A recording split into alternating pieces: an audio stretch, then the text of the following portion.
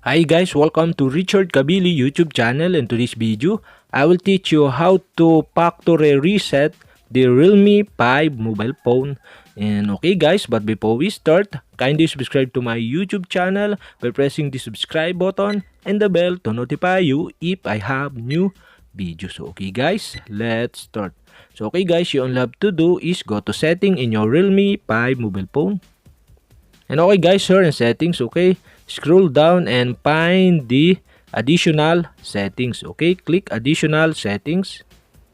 And okay guys, here in additional settings, scroll down and find the backup and reset. Okay, click backup and reset. And okay guys, here in backup and reset, okay, you can see the data erasures. Okay, all have to do is click the erase all data factory reset. And okay guys, here in erase all data factory reset, okay, you can see the erase all data. So okay, erase all data including photos and music. Okay guys, you'll have to do is click the erase all data. And okay guys, the pop-up below are show, and okay guys, you can see this will erase all data. And okay guys, you'll have to do is click erase button. And okay guys, are you sure you want to continue this erase all data and cannot be undone? And okay guys, you all have to do is click the erase data button. And okay guys, your phone is automatically turned off.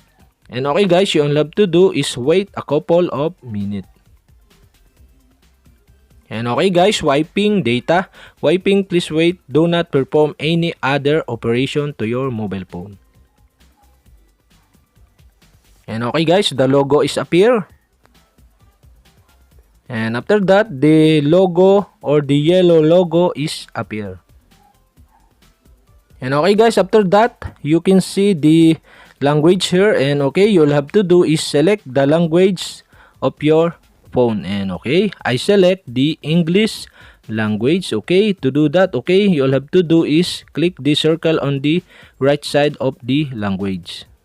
And okay guys, after that, click the next button. And okay guys, okay, select a region. So okay, I'm in the Philippines. And okay guys, after that, click next button. And terms of service, okay, you'll have to do is click next button.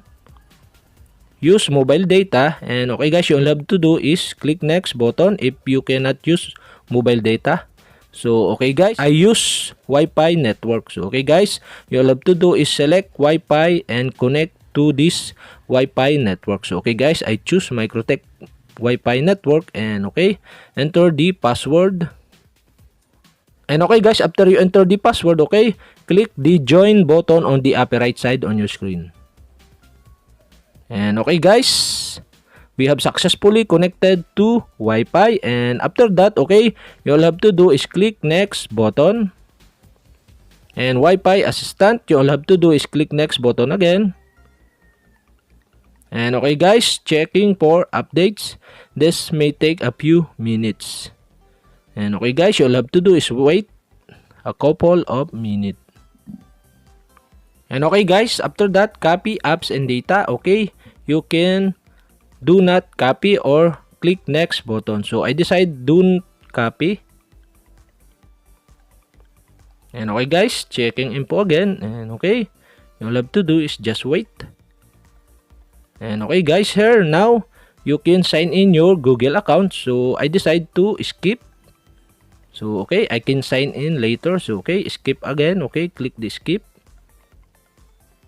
And okay guys, Google services, okay, you'll have to do is click more button. And okay guys, after that, click accept button. And okay guys, adding finishing. So okay guys, set lock screen password. Okay, you'll have to do is click later.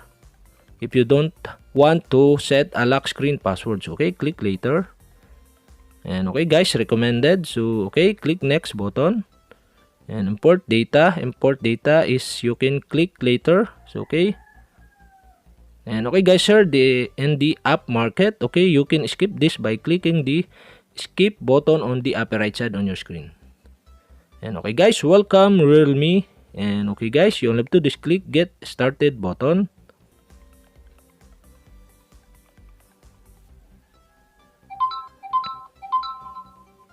And okay guys, we have successfully factory reset the Realme 5 mobile phone. And okay guys, that's it. And if you have a question, kindly comment below. And don't forget to hit the subscribe button and the bell to notify you if I have new videos. Okay guys, thank you for watching.